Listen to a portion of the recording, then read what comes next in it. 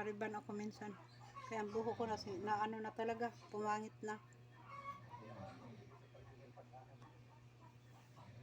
Dito lang to sa bahay. Yung plancha ko.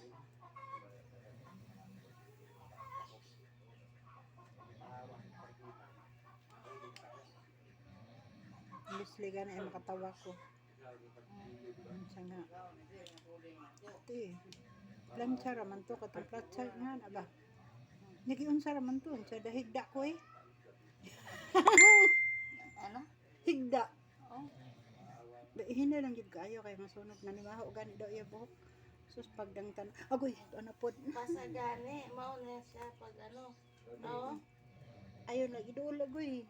Eh, pangit yun te pag hindi may dote. Kasi ano yung doon sa ano.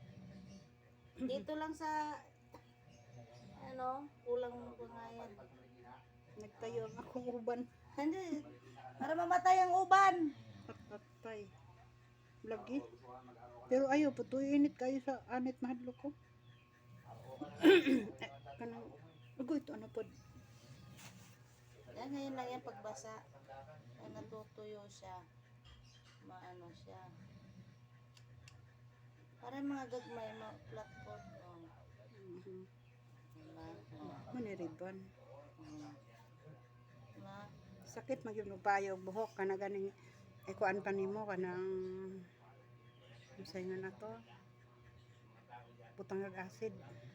Paita to sakit kay wa jud ko mudayon. Usay nga Oh, na to. relax. Kasuway ng pagkuana ug ang keratin kasuway pagkuana kaysa ako ganing mga buhok mga nindot mao to naitawag ato kanang butangan og acid paitang tuklap ng Ano mga yung ano? Purong diritin. Ako po sige po. Dire ka. Ganyan.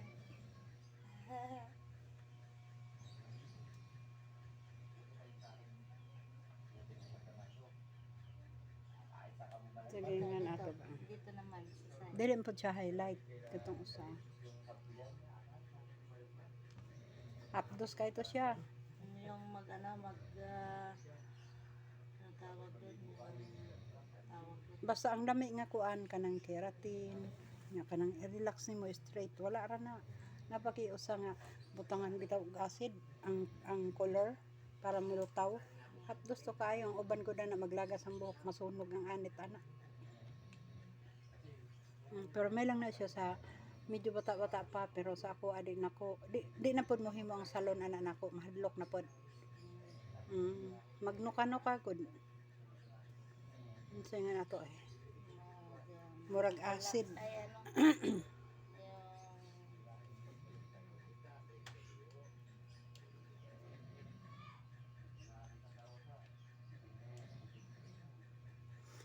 Kayo, hindi nyo, kung meron kayong plancha sa buhok, hindi nyo na kailangan pumunta ng salon, no? Sa mga medyo nagtitipid dyan, kasi sa panahon ngayon, madaling maubos ang pera. Pwede nyo gawin sa bahay kung kayo may lakad, gusto nyo medyo mag-ayos. Katulad ko ngayon, buhok lang. Tapos mamaya, kunti na lang, polvo lang, lipstick, tapos na.